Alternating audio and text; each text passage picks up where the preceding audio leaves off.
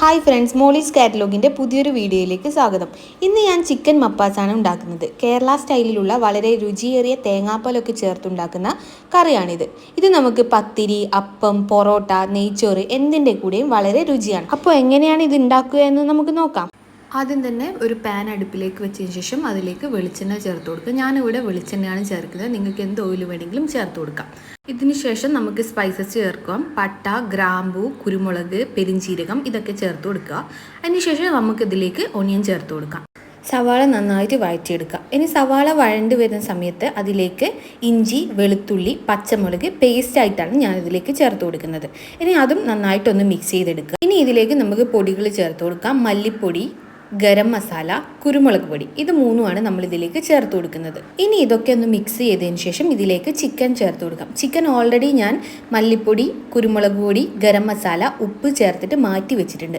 ആ മാറ്റി വെച്ച ചിക്കനാണ് ഇതിലേക്ക് ചേർത്ത് കൊടുക്കുന്നത്. ഇനി ഒരു 10 മിനിറ്റ് നമുക്കിത് മൂടി വെച്ച് വേവിച്ചെടുക്കാം. അപ്പോൾ തന്നെ അതിൽ നിന്നുള്ള വെള്ളങ്ങളൊക്കെ പുറത്തേക്ക് വന്നിട്ടുണ്ട്.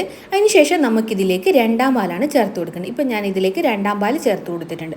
അതിനുശേഷം ഒന്ന് മിക്സ് ചെയ്തതിന് ശേഷം മൂടി വെച്ച് ലോ ഫ്ലെയിമിൽ ഒരു 15 മിനിറ്റ് നമുക്ക് ഒന്നുകൂടി വേവിച്ചെടുക്കണം. ചിക്കൻ നന്നായി വെന്ത് കിട്ടാനാണ് ഇങ്ങനെ ചെയ്യുന്നത്.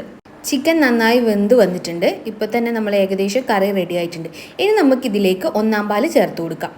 1ാം പാൽ ചേർത്ത് കഴിഞ്ഞാൽ അധിക നേരം തിളക്കാൻ വെക്കാതെ വേഗം തന്നെ ഫ്ലെയിം ഓഫ് ചെയ്യണം കേട്ടോ. അതിനുശേഷം നമുക്ക് താളിപ്പ് തയ്യാറാക്കാം.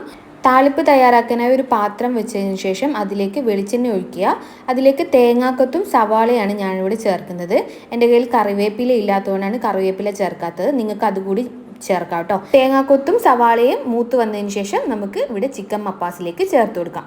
നമ്മുടെ കറി ഇപ്പോൾ ഇവിടെ റെഡി ആയിട്ടുണ്ട്. നിങ്ങളെല്ലാവരും ഇതുപോലെ ഒന്ന് ട്രൈ ചെയ്ത് അഭിപ്രായങ്ങൾ അറിയിക്കുക.